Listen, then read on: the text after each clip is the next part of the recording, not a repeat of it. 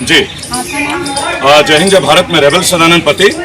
और इस वक्त जंतर मंतर आप लोगों के बीच मेरे दाहिने साइड में आप देख सकते हैं इंडियन आर्मी के एक जवान जो एक जद्दोजहद कर रहे हैं अपने आइडेंटिटी को लेके। मीडिया से आए तमाम पत्रकार बंधुओं को मेरा नमन। और गुजरात के भी मैं रिसेंट यात्रा में था, काफ़ी सारी कवरेज हम लोगों ने की। वहाँ पे हमारे पास एक विषय आया था विवेक जी के बारे में, जो कि लांस नायक है इंडियन आर्मी में, जो मुझे बताया गया। और इनकी एक समस्या ऐसी थी जो कहीं ना कहीं हमें झकझोर देती है। भाई, जवानों का नाम आता है, फौज का नाम आता है तो हम गर्वित महसूस करते हैं, लेकिन इनकी जो अब बीती है, आज उनके सीनियर भी साथ में आए हुए हैं। तो मैं चाहूँगा आप लोग जानिए कि एक साधारण व्यक्ति का जो संघर्ष है, वो आर्मी में जाके भी अगर संघर्ष कर रहा है तो इस संघर्ष का अंत क्या है, इसका समाधान क्या है, जिसके लिए हम लोग आपके बीच आए। जी बताइए आपके साथ क्या। मैं सर 31 मार्च 2008 को इंडियन आर्मी मैंने ज्वाइनिंग की थी और मेरी फर्स्ट पोस्टिंग भुज में थी। उसके बाद सर मैंने लेह लद्दाख RRB कई जगह मैंने सर्विसेज किए और मेरे सर्विस के दौरान किसी तरह का मेरे ऊपर कोई अनडिसिप्लिन केसेस नहीं था। मैंने ईमानदारी के साथ अपने सेना के अंदर मैंने अपना काम किया। मैं अहमदाबाद मेरा जो रेसिडेंशियल है वो अहमदाबाद, मैं छुट्टी गया अहमदाबाद। उसके बाद जब मेरी छुट्टी ख़त्म हुई, छुट्टी ख़त्म होने के बाद मेरे यूनिट से मुझे मेरे CO का मैसेज आया कि कल से आप ऑन ड्यूटी अहमदाबाद में रहेंगे। तो on duty as a regiment register में मैं ऑन ड्यूटी था। मैं वहाँ पे अपने कमांडिंग ऑफिसर के पर्सनल काम भी होते थे, ऑडिट, जो इन लोगों ने जो ऑब्जर्वेशन जो गवर्नमेंट द्वारा जो फंड आता है उसमें जो रिवेन्यू होता है उसके ऑब्जर्वेशन सेटल कराने के लिए मुझे अहमदाबाद भेजा गया। साथ ही था CO साहब की मैडम के लिए ज्वेलरी वगैरह, पानी की बोतल वगैरह मैं अहमदाबाद से भुज भेजा करता था। सडनली संडे को उनके ड्राइवर का फ़ोन आता है कि CO साहब के गेस्ट आए हुए हैं, पानी चाहिए। तो मैंने मना कर दिया कि सर आज संडे है, ये पॉसिबिलिटी नहीं है। और जैसे मैंने पानी का खाली मनाही किया कि मुझे 4-5 दिन के बाद मालूम पड़ता है कि मुझे फौज से डिजेटर कर दिया गया, मतलब भगोड़ा, जो कि मैं ऑन ड्यूटी था। मैं एकदम शॉक हो गया। मैंने यूनिट में मैंने फ़ोन किया कि सर ऐसा मेरे साथ क्यों हुआ। तो बोले आप हमको जैसा ठीक लगा वो हमने किया। उसके बाद मैंने ब्रिगेडियर नेगी हो, हर जगह डिफेंस मिनिस्टर साहब, ऑल चैनल में मैंने कई बार गुहार लगाई। इस विषय में किसी तरह की कोई कोर्ट ऑफ इंक्वायरी बैठी नहीं गई। फिर मैंने RTI डाला। RTI में पूछा कि मुझे आपने कितने दिन छुट्टी कटा है, कितने दिन आपने मुझे TD पे रखा है। तो जब मैंने RTI डाला तो इनके तरफ से मुझे जवाब मिला, दिस इन्फॉर्मेशन इज़ प्रोटेक्टेड, ये आपको इन्फॉर्मेशन हम दे नहीं सकते। मैंने कई बार 1 साल तक इनसे RTI मांगा, लेकिन इन्होंने जवाब नहीं दिया। फाइनली जब मैंने CIC में पिटीशन डाला तो CIC से जब नोटिस आया, सेंट्रल इन्फॉर्मेशन कमीशन, तब इन लोगों ने तुरंत इन्फॉर्मेशन दिया 141 डेज, जो कि फौज के अंदर 90 दिन से ज़्यादा छुट्टी ऑथराइज नहीं है। और डॉक्यूमेंट के साथ टैंपरिंग हुआ। उसके बाद जो हमारा रिकॉर्ड ऑफिस होता है, जहाँ से हमारा पेमेंट डॉक्यूमेंटेशन होता है, वहाँ जब मैंने RTI डाला तो उन्होंने बोला 81 डेज में 21 डेज एडवांस ऑफ एनुअली। उसके बाद रेजिमेंट से जब परेड रजिस्टर का मैंने इन्फॉर्मेशन मांगा तो उसमें मैं ऑन ड्यूटी।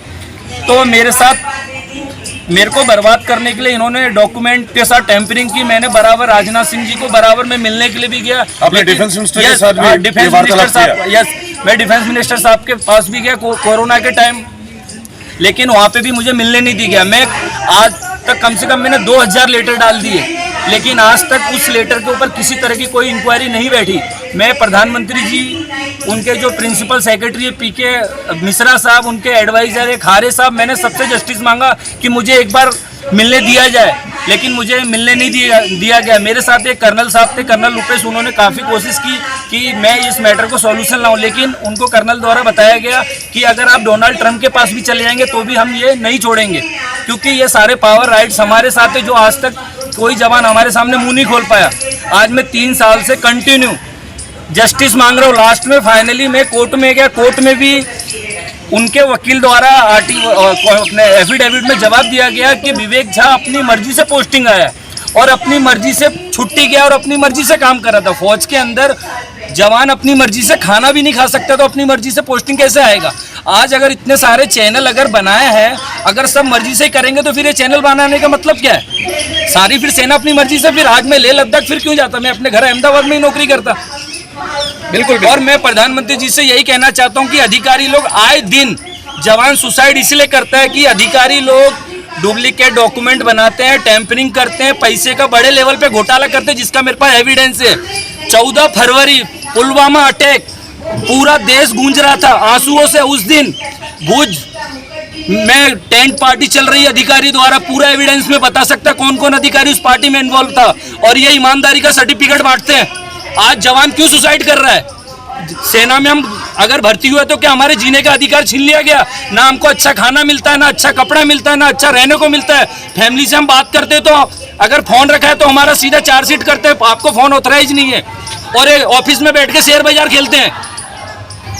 तो मैं प्रधानमंत्री जी से यही कहना चाहता हूं, अगर आपने इसके ऊपर इंक्वायरी नहीं बिठाई तो पूरे देश के जितने भी जवान हैं सारे के सारे रोड पे आएंगे। ऐसी हमारा दुर्भाग्य कि हम ऐसी सेना के अंदर भर्ती हुए कि ऐसे अधिकारी हमारे ऊपर कंट्रोल कर रहे हैं। इनके अंदर लीडरशिप के कोई गुण नहीं है। इन्होंने खाली अपना जेब बचाया और पूरे जितने भी फौजी हैं उनसे अपने घरेलू काम कराए, और जिसने मना किया उसको डिसमिस फ्रॉम सर्विस कर दिया, नहीं तो मार दिया गया। आपको डिसमिस किस वजह से किया गया? आप ये लोगों को बताएं एक बार, मीडिया को आप पूरा स्टेप बाय स्टेप बताएं। डिसमिस इसलिए किया गया, मैंने खाली ओनली फॉर उनका पानी लाने से मना किया। Commanding officer colonel Nitin Gulati का पानी लाने की सजा है कि आपको आर्मी से डिसमिस होना पड़ेगा, जिसका मेरे पास सारा का सारा एविडेंस है। मैं 3 साल से चक्कर काट रहा हूँ। राजनाथ सिंह को मैंने कम से कम 500 लेटर भेजे हैं। क्या आपने मीडिया ट्रायल के लिए कोई एप्लीकेशन दिया था? 2 महीने से मैं अर्जी दे रहा हूँ मीडिया ट्रायल के लिए। आप देख सकते हैं इसकी कॉपी। ये स्वीकृत करते हैं वो लोग? फेस के सामने से हटा दीजिएगा, फेस के सामने से हटा दीजिएगा। कोई एक्शन नहीं हुआ क्योंकि जवान का कोई भी सुनने वाला नहीं है। अच्छा, आपका डेफिनेशन क्या था? मैं लेस नायक था सेना का। फॉलोअर तो नहीं थे? नो, मेरे पास किसी तरह का कोई अनडिसिप्लिन केस नहीं है। मैंने ईमानदारी से देश की सेवा की। और पानी वानी पिलाने का तो फॉलोअर का काम होता है। मेरे को सेना आदेश पे चलती है। अगर सेना में अगर आपको बोल दिया तो आपको करना पड़ेगा। मैंने एक ही चीज मना किया कि मैं पानी नहीं ला सकता, उसकी सजा मैं अभी भुगत रहा हूँ। वो आपका जीता जागता सबूत है। पहले आप लाए, पहले पानी लाए थे आप, पहले आपने क्यों मना कर, क्या कारण आप मना करने का? पानी संडे को जब वो प्लांट ही बंद रहता है, बिस्लरी का जो चीज पॉसिबल नहीं हो, मैं कैसे पॉसिबल करूंगा? सर, हम तो देश के लिए अभी जो आपके साथ में गलत, उनके पानी लाने के पर मैम, हम तो देश के लिए नौकरी कर रहे हैं, लेकिन आज सिक्योरिटी और डिसिप्लिन को फ्रंट में रख के सेना, उसके पीछे सारे इनके काले धंधे चल रहे हैं। फिलहाल जो आपके साथ में हो रहा है, काले धंधे, हर तरह का रिवेन्यू हो रहा है। मैं आपको एविडेंस दे सकता हूं। अगर मैंने एविडेंस नहीं दिया तो मुझे फांसी पे चढ़ा देना। किस तरह का एविडेंस देंगे आप, बताइए? रेजिमेंट के अंदर कमांडिंग ऑफिसर द्वारा जवानों से दारू का व्यापार कराया जाता है, जेसीओ बनाने का पैसा लिया जाता है। देखिए, बहुत सख्त अभी जो आरोप है गलत आप हो रहा लगा है रहे आपके हैं। साथ, मैं साबित करके बता दूंगा। रेजिमेंट में जो गवर्नमेंट फंडिंग करती है उसका भी बहुत बड़ा रेवेन्यू होता है, उसकी भी ऑब्जर्वेशन। अभी क्या चाहते हैं सरकार से आप? अभी सरकार से ये चाहते हैं कि आपको जो ये आर्मी के जो मिनिस्ट्री ऑफ डिफेंस के द्वारा ये जो कन्वेंस लाके आपको जो बेवकूफ बना रहे हैं, इनके बातों में मत आइए। आज जवान देश का एक आप अपने अपॉइंटमेंट को लेके क्या बोलेंगे? आप यहाँ अपने मुद्दे पे हैं कि आप ना तो डिसमिस्ड है, ना ऑन ड्यूटी। आपका स्टेटस क्या है अभी? मैं वही तो कंफ्यूज हूँ कि मैं इतना जस्टिस मांग रहा हूँ, मेरे को कोई न्याय नहीं मिल रहा है। आपको सैलरी मिल रही है? मेरी 3 साल से सैलरी बंद है, और मैंने मेरा वाइफ का जेवर वगैरह गिरवी रख के मैं कोर्ट का केस लड़ रहा हूँ आज। आपने जितने आरोप लगाया गया, इस आरोप हो सकता है कि कई सारे जो बड़े अधिकारी होंगे तो आपको मारने का प्लान क्यों बनाया? अगर ये तो अक्सर हुआ है, सेना के अंदर कई जवान ऐसे मारे गए। आपके साथ जो व्यक्ति खड़े हैं उनका परिचय एक बार मैं चाहूंगा मीडिया से कराएं आप, प्लीज। मैं सूबेदार मेजर पांडुरंग रामकृष्ण गुर्वा से आर्मी एयर डिफेंस से रिटायर्ड हूँ, और जब मैंने विवेक झा का केस को देखा है, और मैं चाहता हूँ, हम आर्मी के डिसिप्लिन सोल्जर्स होते हैं, हम आर्मी के मैटर को कभी भी सिविल में डिस्कस नहीं करते हैं, लेकिन जिस तरह से इसने हर लेवल पे अपनी गुहार लगाई है और इसका कहीं पर भी सुनवाई नहीं हुआ है, मैं आपके माध्यम से समूचे देश और समूचे अधिकारी को ये निवेदन करता हूं कि वे विवेक झा के मैटर को समझे और उसको डिसीजन देने का काम करे। और उसके जीवन में जो त्रुटि आई है, जिसके फैमिली ने जितना दुख झेला है और इंडिविजुअल ने तो दुख झेला है, इस कंडीशन में इंडिविजुअल चाहे तो अपने कई बार मेरे साथ उसने डिस्कस किया कि सर, मैं अपने परिवार के साथ में अपना सारा जीवन समाप्त करना चाहता हूं। मैंने उससे कहा था, बेटा, जीवन समाप्त करना कायरता है। हम इंडियन आर्मी के डिसिप्लिन सोल्जर्स हैं, हम लड़ाई जानते हैं, हम बॉर्डर के उस पार भी लड़ेंगे और जरूरत पड़ी तो बॉर्डर के अंदर भी लड़ना जानते हैं। हम डिसीजन के लिए हर लेवल पे जाएंगे। मैं आदरणीय प्रधानमंत्री जी को आपके माध्यम से निवेदन करना चाहता हूँ कि प्लीज इसमें दखल दे और एक जवान के परिवार और जवान को बचाने का कार्य करे। विवेक जी के केस में आपको क्या लगता है, वो निर्दोष या आपने क्या केस स्टडी किया विवेक जी के मसले में, आपको क्या लगता है, क्या उनके साथ गलत हो रहा है? मेरा आर्मी का 31 साल 9 दिन का सर्विस है। इतने बड़े अनुभव के साथ मैं कह सकता हूं बड़े दावे से कि जो विवेक जी के साथ हुआ है वो कहीं ना कहीं 100% गलत है और इसको केवल समझने की देरी है। जो इनके साथ कोऑर्डिनेट करके बैठेगा वो डिटेल बाय डिटेल विवेक जी उसको समझाएंगे। जिस तरह मैंने इस केस को समझा है, मुझे ऐसा लगता है कि वो अपनी जगह पे कहीं पर भी गलत नहीं है और उन्होंने आज तक फौज के डिसिप्लिन को मेंटेन रखा है। कभी भी सिविल के सामने अपने पॉइंट को, अपनी व्यथा को डिस्कस नहीं किया है, लेकिन हर जगह उन्होंने अपना डिसीजन मांगा है। हर जो इंक्लूडिंग प्रधानमंत्री जी को इंटरव्यू मांगा है, राष्ट्रपति तक वो गया है।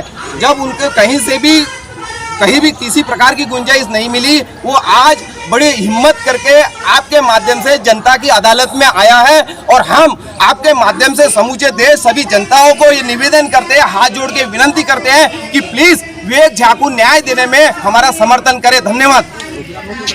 आप सबसे पहले मैं एक बात बोलना चाहूँगा, हम बहुत गर्वित महसूस करते हैं जब आर्मी का नाम हमारे जुबान में या जहन में आता है। ये वीडियो का एक ही मकसद है कि विवेक जी को इंसाफ मिले, जैसे कि उनके सीनियर ने भी बोला। आप सबके बीच में एक बात और रखना चाहूँगा, अभी 1 महीने पहले विवेक जी के छोटे भाई की डेथ हुई है, घर में अकेले ये रह गए। इनके छोटे भाई की पत्नी, उनके बच्चे और विवेक जी के बच्चे और इनके एक बुजुर्ग माँ। आप समझ सकते हो पूरे परिवार की जिम्मेदारी इस भाई के ऊपर है। जब मैं गुजरात के दौरे में था तो बहुत सारे एक्टिविस्टों ने मेरे को बोला विवेक झा का केस आप देखिए, और उस गुजरात के सफर से लेकर आज जंतर मंतर तक आप लोगों के बीच में खड़ा हूं। देखिए, मैं नहीं जानता आर्मी के अंदर क्या होता है क्योंकि मैं आर्मी का हिस्सा नहीं, पर मैं बहुत गर्वित महसूस करता हूं क्योंकि उनके बारे में सोचना भी एक बहुत बड़ा विषय है। वो वीर गति को प्राप्त होते हैं हमारे आपके लिए, वो देश की सुरक्षा के लिए अपने प्राण न्यौछावर करते हैं। लेकिन अगर आज आर्मी के एक जवान के साथ इस तरीके का व्यवहार हो तो कहीं ना कहीं मुझे लगता है हम सबको उनके लिए आवाज उठाना चाहिए। ये ना हो कि ये आवाज दब जाए कोई इंक्वायरी में, असत्य कहीं छुप जाए या ढक दिया जाए। लेकिन रेबल जी, मोदी जी तो बात करते हैं कि हमने जो है आर्मी को मजबूत किया है, चाहे वो अग्निवीर को लेकर हो या दूसरे मुद्दों को लेकर। देखिए, मजबूती और कमजोरी किसी व्यक्ति के, किसी नेता के और किसी मंत्री के भाषण से नहीं आती। मजबूती होगी जब आप जवानों के घर पे जाके स्थिति को देखें, आप उनके वास्तविक स्थिति को सुने उनके जुबान पे, क्योंकि जो मौजूदा पोस्ट है सच्चाई वही बयान कर सकते हैं। फैसिलिटीज तो मिल रही है ना आर्मी जवान को, जैसा कि फैसिलिटी मिल रही है, जब तो विवेक झा आप लोगों के समक्ष खड़े हैं कि उनको ये तक नहीं पता कि वो ड्यूटी में है या नहीं। उन्होंने अभी खुद बोला कि एक रूटीन ऑफ हॉलीडेज होता है, तो 140 दिन की छुट्टी कैसे हो सकती है। ये मैं नहीं बोल रहा, ये आप नहीं बोल रहे हैं, ये विवेक जी बोल रहे हैं जो लांस नायक के तौर पे जिन्होंने ज्वाइन किया था इंडियन आर्मी में जवाब दिया। लेकिन इनका गुनहगार कौन है सर? देखिए, सिस्टम को हर जगह कहीं ना कोई इश्यूज तो है, नहीं तो केवल दाल की बात कहने पे कोई कोर्ट मार्शल कैसे हो सकता है? क्या सजा थी उसके लिए, क्यों, क्या गलती की? उन्होंने बस एक सवाल ही तो पूछा था। पैरामिलिट्री फोर्स के जवान थे जिन्होंने बोला दाल में दाल कहाँ है, तो क्या अपने दाल के लिए प्रश्न करना भी अधिकार नहीं है? और ये जो मीडिया है जिसे प्रजातंत्र का चौथा स्तंभ बोला जाता है, या तो इसे मिटा दीजिए, टेक्निकली डिक्लेयर कर दीजिए there is nothing called media. और अगर आप इसको प्रजातंत्र का चौथा स्तंभ मानते हैं तो इनके जैसे पीड़ित लोगों की आवाज तो हमें बनना पड़ेगा। अब मुकदमों के डर से आप सत्य को छुपा तो नहीं सकते ना भाई जी। राहुल जी, जितने भी अभी मोदी जी के बिल आए हैं या योजना आई है, उनका सबका आपने विरोध किया। देखिए, चाहे व्यक्ति, अग्निवीर है, किसान बिल है और दुनिया भर के बिल। चलिए मैं आपकी बात बड़ी करता हूँ। पहली बात तो मेरा व्यक्तिगत तौर पे कोई बैर उनसे नहीं है, मैंने अपने जीवन का पहला वोट उनको दिया है, आप इस बात को समझे।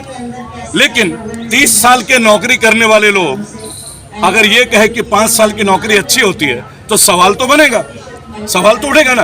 दूसरा एक सवाल और इम्पोर्टेंट है, आप कहते हैं किसान बिल के बारे में। मेरे भाई, किसानों ने मांगा था क्या ये बिल? किसानों से पूछ के बिल लाया गया था क्या? आपको ये बात समझना होगा, जब हमने मांगा नहीं, आप दे ही क्यों रहे हो? आपने मांगा था दूध दही में टैक्स, इन्होंने मांगा था कि मेरे को बैठा दो घर पे। क्या ये ड्यूटी में जवान वर्दी पहन के काम करते हुए आप लोगों को अच्छा नहीं लगता? यहाँ कोई पर्सनल एनिमिटी नहीं है किसी के साथ, देखिए हम मीडिया में हम कहीं ना कहीं क्रॉस भी करेंगे, क्रॉस एग्जामिनेशन भी करेंगे और सवाल भी उठाएंगे, ये हमारा कर्तव्य है। रेवल, जब नोटबंदी हुई थी, अब नोटबंदी पे भी आंदोलन हुआ था, लेकिन फिर वो एक्सेप्ट कर लिया। जीएसटी पे भी आंदोलन हुआ, फिर वो एक्सेप्ट कर लिया। अब अग्निवीर पे आंदोलन हुआ, बड़े पैमाने में आंदोलन हो रहे हैं और युवा मतलब अपनी जान भी दे रहे हैं, शहीद भी हो रहे हैं, लेकिन उसको एक्सेप्ट भी करने देखिए पड़े जा रहे हैं। मेरे भाई, मैं एक बात बोलूंगा, स्वीकार करना और विरोध करना ये अपनी अपनी मानसिक प्रवृत्ति का काम है, बराबर। लेकिन यहाँ मैं जिस कार्य के लिए आज आपके बीच मंच पे हूँ ना, वो मेरे स्वयं के मन से बहुत बड़ा है। एक सवाल एक भाई के इंसाफ के लिए, जिसके घर में अकेला कमाने वाला ही है, इनके छोटे भाई की अभी डेथ हुई है, उनके परिवार के बच्चे, इनके बच्चे, और इनको 3 साल से कोई तनख्वाह नहीं मिली विवेक, बराबर। मैं तो केवल मिनिस्ट्री ऑफ डिफेंस, जब मैं SSC GD के लिए आता हूँ, अभी आज जयपुर में लोग प्रोटेस्ट कर रहे हैं 2018 से पैरामिलिट्री फोर्स में ज्वाइन करने वाले वो जवान जो physical test, written test, medical test pass करके बैठे, लेकिन उन्हें वर्दी नहीं मिल रही। लेकिन यहाँ तो ज्वाइन करने के बाद आज वर्दी नहीं, तो इसके बारे में क्या बोलेंगे आप? देखिए ये मुद्दा, आज का विषय जंतर मंतर में आना, हम सबको एक पावर मिलता है संविधान से कि हम सत्य के लिए आवाज उठाएं। ये आवाज विवेक जी के लिए, जैसे कि उनके सीनियर ने भी बोला, मुझे लगता है ये सम्मान देना जरूरी है और इनको न्याय दिलाने में आप लोगों से मैं विनम्र निवेदन करूंगा, हाथ जोड़ के निवेदन करूंगा कि उनको न्याय दिलाने में सक्षम तौर पे उनकी सहायता। तो सर आप मानते हैं कि सिस्टम में मनमानी चल रही है? देखिए मेरे मानने ना मानने से क्या होता है पत्रकार महोदय, ये व्यक्ति आपके सामने खड़ा है, आज वर्दी क्यों नहीं है? 2013 से जो व्यक्ति ज्वाइन करके काम कर रहा है, आज उनके पास वर्दी क्यों नहीं है? देश की जनता से क्या अपील करना चाहिए? सर देश की जनता से यही अपील करना चाहते हम कि जब मैं ईमानदारी से अगर मैं काम कर रहा था, अगर मैं गलत था तो इंक्वायरी बिठानी चाहिए ना। 3 साल हो गया, अभी तक कोई इंक्वायरी नहीं बैठी है और मैं लेटर भेज रहा हूँ, लेटर है, वो लोग क्या कर रहे हैं, शैडर मशीन में डाल रहे हैं, क्या कर रहे हैं, यही पता नहीं चल रहा है। अगर डायरेक्टली आप मीडिया में जाएंगे तो भी फंस गए कि आप मीडिया में कैसे चले गए, आपने किसको बताया।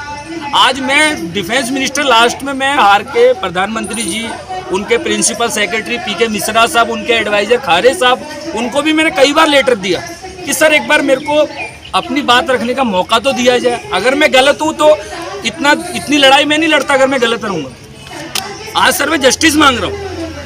लेकिन रेबल जी, प्रधानमंत्री जी तो कहते हैं कि ऐसी सुविधाएं पूरी दुनिया में नहीं मिलती जैसे भारतीय फौजियों को। बिल्कुल बिल्कुल सच बात है, सब दिखाने की बात है सब। मैं एक बात बोलूंगा, चूंकि आपने सवाल पूछा है तो बोलते हैं ना कि सच के लिए क्या छुपाना क्या बताना। आपके सामने पीड़ित खड़े हैं, कितनी सुविधा में आप तय कर लीजिए, प्रधानमंत्री जी तय कर लीजिए, हमारा आप तय कर लेते हैं। एक जवान जिनके हाथ में इतने कागज है ड्यूटी के टाइम पे, वो क्या कागजों के चक्कर काटने के लिए वर्दी पहना था क्या? आप सोच लीजिए इस बात को। मेरे ख्याल से ये काफी होगा इस बात को समझने के लिए भाई और बहनों, आप लोग सभी मीडिया के साथी हैं।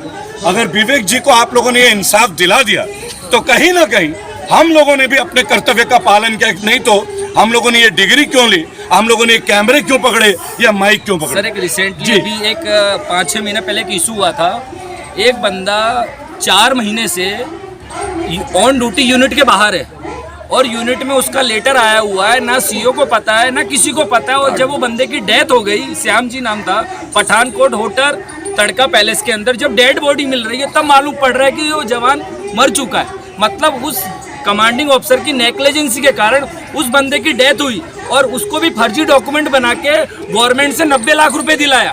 आज गवर्नमेंट के जो केस कोर्ट में हो रहे हैं ना, उस MOD का अंदर जो वकील है ना, उनका खर्चा साल का 800 से 900 करोड़ रुपए का।